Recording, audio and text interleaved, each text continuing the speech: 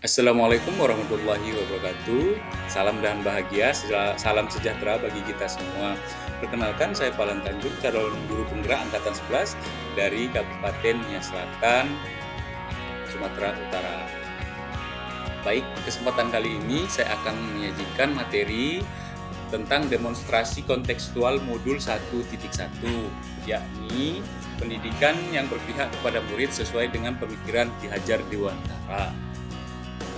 Dalam mendesain strategi pembelajaran kali ini, saya membuat sebuah perumpamaan bahwa pendidikan atau pembelajaran itu sebagai sebuah kebun belajar. Saya membuat metaforanya seperti itu. Saya mengambil tokoh Pak Alan dalam penyajian materi kali ini adalah seorang guru yang berdedikasi menerapkan nilai-nilai Ki Hajar Dewantara dalam pendidikan yang berpihak kepada murid.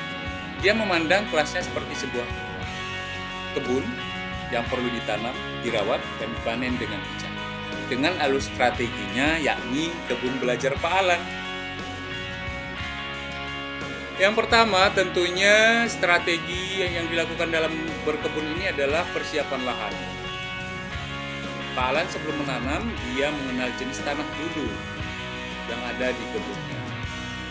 Untuk strategi pembelajarannya, Pak Alan mengadakan sesi perkenalan atau pemahaman awal terhadap murid. Pak Alan berkenalan dan melakukan observasi untuk memahami latar belakang, minat, dan kemampuan setiap siswanya. Yang kedua adalah Pak Alan melakukan pemilihan benih atau bibit yang akan ditanam. Dia akan memilih bibit atau benih yang sesuai dengan kondisi tanah dan iklim yang ada di lingkungannya. Kalau dalam strategi pembelajarannya adalah Pak Alan mengidentifikasi potensi yang dimiliki oleh murid. Dia mengidentifikasi potensi dan bakat setiap murid melalui kegiatan eksplorasi seperti proyek kecil, tes minat, dan diskusi. Langkah berikutnya adalah Pak Alan akan melakukan penanaman bibit atau benih. Pak Alan tentunya menanam benih dengan sangat hati-hati, memastikan mereka yang mendapatkan ruang yang cukup untuk tumbuh. Kalau dalam strategi pembelajarannya, yakni Pak Alan memulai pembelajaran atau mengimplementasikan pembelajaran di dalam kelas.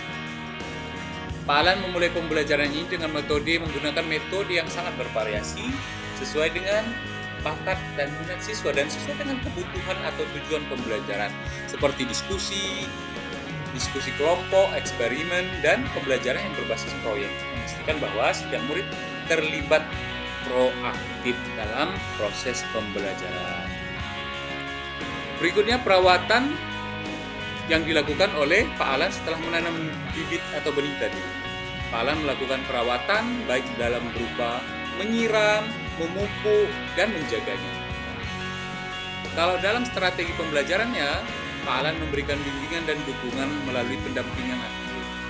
Strateginya yakni Pak Alan memberikan dukungan secara emosional dan umpan balik atau feedback yang sangat membangun atau konstruktif secara rutin dan berkelanjutan sambil mendorong murid untuk mandiri dan bertanggung jawab.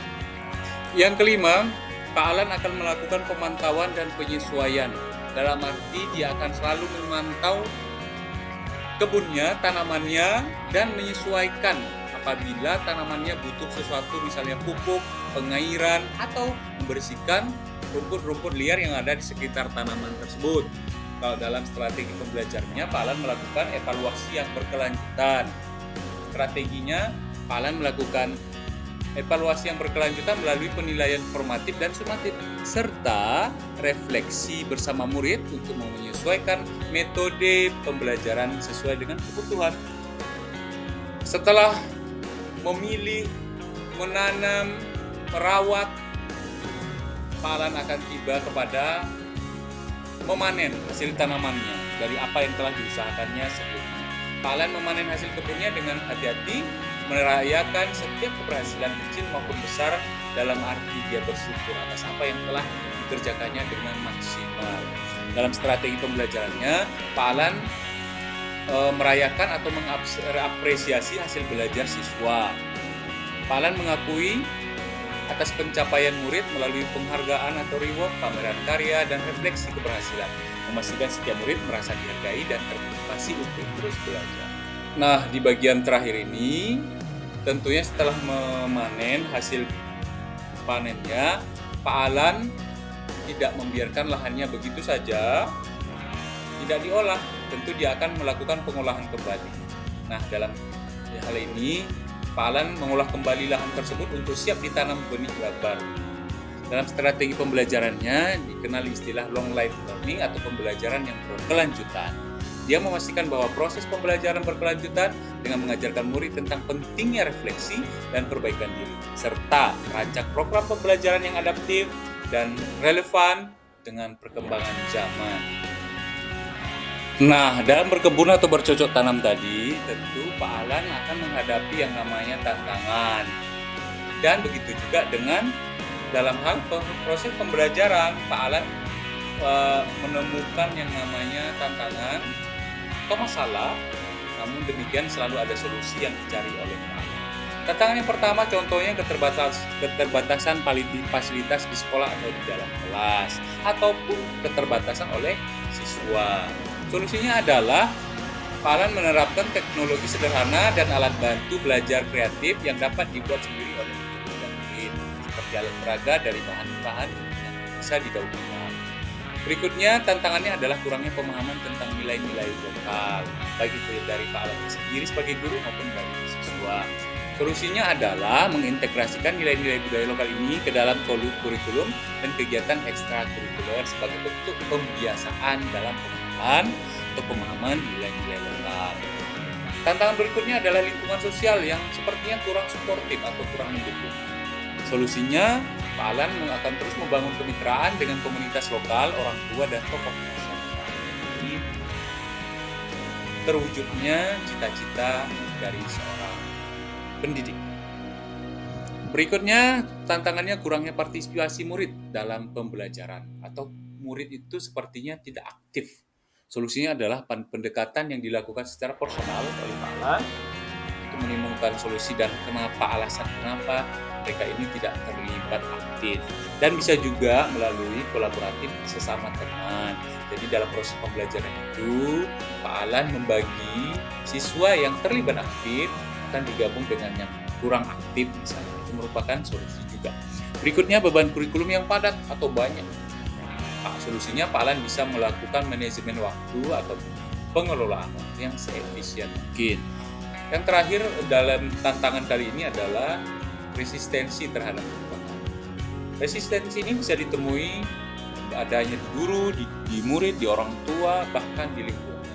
Solusinya bagaimana? Pak Alan melibatkan semua stakeholder dan pemangku kebijakan atau kepentingan berupa murid, guru, orang tua, masyarakat, dan kepala sekolah dalam proses perubahan untuk menciptakan rasa memiliki dan tanggung jawab bersama. Tiba kita di bagian kesimpulan dari semua penjabaran kali ini, yakni dengan menganggap kelas sebagai kebun belajar, Pak Alan menerapkan mengimplementasikan pemikiran Ki Hajar Dewantara melalui pemahaman, bimbingan, dan dukungan yang berpihak kepada murid, memastikan bahwa setiap murid dapat tumbuh dan berkembang sesuai dengan potensi. Demikian saja. Terima kasih. Mauliate Sawagolo. Thank you very much.